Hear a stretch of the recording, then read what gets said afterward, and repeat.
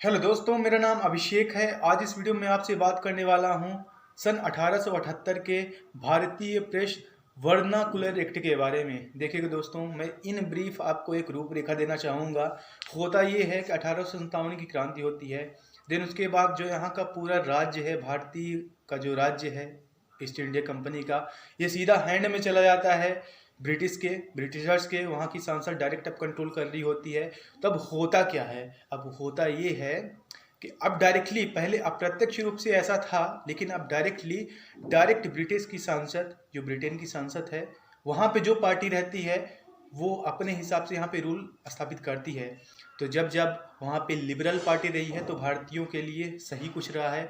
लेकिन अगर conservative party आई है, जो वहाँ की पार्टी है, लाइक यहाँ बीजेपी कांग्रेस है, तो वहाँ पे जो कंजर्वेटिव पार्टी है तो उसने भारत के बारे में उतना अच्छा नहीं किया है, शोषण की नीति रही है। यही होता है कि जब कंजर्वेटिव पार्टी उधर रहती है इंग्लैंड में, तो यहाँ पे जो रिप्रेजेंटेशन रहता है वो रहता है लॉर्ड लिटन का। देन उसके बाद रिपन का रहता है। तो सन 1876 से लेके 1880 तक जो यहाँ के वायसराय रहते हैं। देखिएगा, 1858 को जो अधिनियम था उसके बाद से गवर्नर जनरल को वायसराय बोला गया, कुछ चेंजेस आए थे। तो जो यहाँ के वायसराय हैं उस टाइम के लॉर्ड लिटन रहते हैं 1876 से 80 तक। देन 80 से 84 रिपन रहते हैं। तो लॉर्ड लिटन को सबसे खराब एक वायसराय में से देखा जाता है और लॉर्ड रिपन को सबसे अच्छे वायसराय में से देखा जाता है। तो अब चलिए बात कर लेते हैं कि आखिर भारतीय वर्नाकुलर प्रेस एक्ट था क्या। देखिएगा दोस्तों, लॉर्ड लिटन के टाइम पे कई सारे ऐसे कदम उठाए गए उनके द्वारा जो कि सही नहीं थे। लाइक सेकंड अफगान वार, दिल्ली दरबार में यार, कि जितने भी भारतीय प्रिंसेस हैं, राजा हैं, मतलब नवाब हैं, वो सभी के सभी जो इंग्लैंड की महारानी हैं उनके सजदे के लिए आए थे, उनके सामने सर झुका के आए थे। और दूसरी तरफ इतना बड़ा अकाल पड़ा था, तो मतलब काफ़ी ज़्यादा तबाही हो रही थी, लेकिन वो लॉर्ड लिटन उसकी तरफ ध्यान नहीं दिए। कितने सारे लोग मारे गए थे, मजलूम लोग मारे गए थे, गरीब लोग मारे गए थे। तो ऐसे में होता क्या है कि जो कुछ न्यूज रिपोर्ट्स रहती हैं लोकल भाषा में या लोकल लेवल के जो अखबार रहते हैं, वो लिटन के बारे में आलोचनात्मक लेख लिखते हैं, उनके बारे में बुरा छापते हैं। और जो यहाँ के क्रांतिकारी विचारधारा के लोग हैं या फिर मिडिल क्लास फैमिलीज बोल सकते हैं, तो उससे काफ़ी प्रेरित हो रहे थे।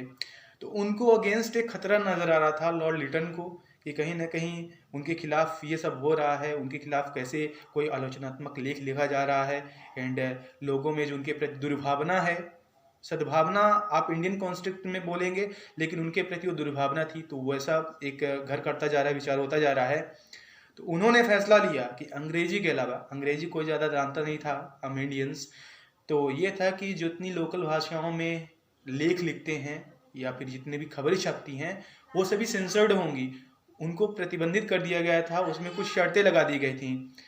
देन इन शर्तों को अगर कोई वायलेट करता था, कोई तोड़ता था, तो उस पर कानूनी कार्रवाई की जाती थी। उस समय के जो न्यायाधीश थे, उनके अलावा जो कलेक्टर्स हैं एंड जो ब्रिटिश ऑफिसर्स हैं, उनको भी पावर थी कि ऐसे न्यूज़पेपर एजेंसीज पे वो कार्रवाई करें, उनको दंडित करें। और भी कुछ एक्शंस रहते हैं, लाइक आर्म्स एक्ट्स वगैरह बाद में लाए गए। तो अब हम चलिए इसी स्किप करके अब बोलते हैं कि वर्नाकुलर एक्ट आखिर कब रिस्टोर किया गया। तो लॉर्ड रिपन आते हैं, लॉर्ड रिपन 1880 में आते हैं, 2 साल बाद ही, मतलब जब ये एप्लीकेबल हुआ था वर्नाकुलर प्रेस एक्ट, उसके 4 साल बाद, मतलब 1882 में, 1878 में एप्लीकेबल हुआ था और 1882 में से रिमूव कर दिया गया। तो इसीलिए लॉर्ड रिपन को कहीं ना कहीं इंडिया में एक सम्मान की निगाह से देखा जाता है।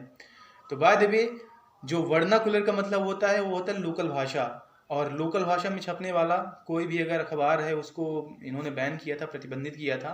This is vernacular press act, and इसे प्रतिबंधित किया था लॉर्ड लिटन ने, और रिपन ने इसे रिस्टोर कर दिया था।